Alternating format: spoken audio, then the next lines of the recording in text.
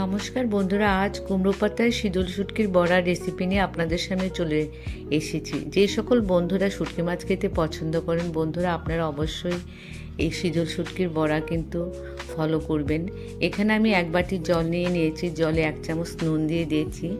আর কুমড়ো পাতাগুলি 15 থেকে 20 মিনিট আমি নুন জলে ডুবিয়ে রাখবো। এতে করে কুমড়ো পাতার যে একটা খসখসে ভাব থাকে সেটি নরম হয়ে যাবে। এবার আমি প্যানে তেল দিয়ে দিয়েছি। তো একটি শুটকি মাছের আমি চাটনি বানিয়ে নেব। এখানে বড় সাইজের 6খানা পেঁয়াজকে আমি কুচিয়ে দিয়েছি। পেঁয়াজ দিয়ে খুব ভালো করে একটু নেড়ে চেড়ে এর মধ্যে আমি টুকরো করে রসুন অ্যাড করব, টমেটো আর টুকরো করা লঙ্কাও এখানে সব কিছু এখানে টুকরো টুকরো করে দিলেই ভালো হবে। কোনো কিছু পেস্ট করে দেওয়ার দরকার নেই। পরিমাণ মতো নুন দিয়ে দিয়েছি, 1.5 চামচ লঙ্কার গুঁড়ো আর 1/2 চামচ হলুদের গুঁড়ো দিয়ে দিয়েছি। এই শুটকি মাছের বড়া কিন্তু বন্ধুরা খেতে দুর্দান্ত লাগে। আপনারা অবশ্যই একবার করে দেখবেন এবং কেমন খেয়েছেন, কেমন হয়েছে সেটি কিন্তু অবশ্যই কমেন্টে জানাবেন।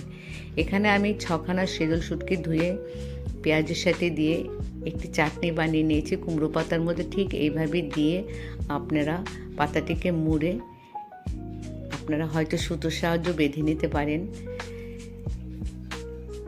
এইভাবে বড়াগুড়ি করে নেবেন। আমি যেইভাবে করেছি ঠিক এইভাবে করে নেবেন।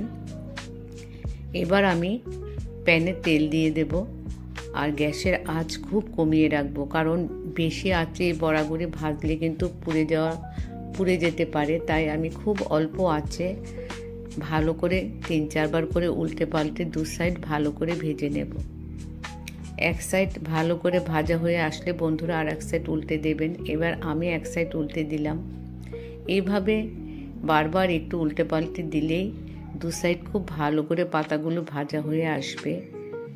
আমার আজকের এই শীতল শুটকির বড়া যদি আপনাদের ভালো লেগে থাকে তাহলে অবশ্যই একটি কমেন্ট করে জানাবেন। আর বন্ধুরা আমার চ্যানেলটিকে অবশ্যই সাবস্ক্রাইব করবেন, আমার পাশে থাকবেন।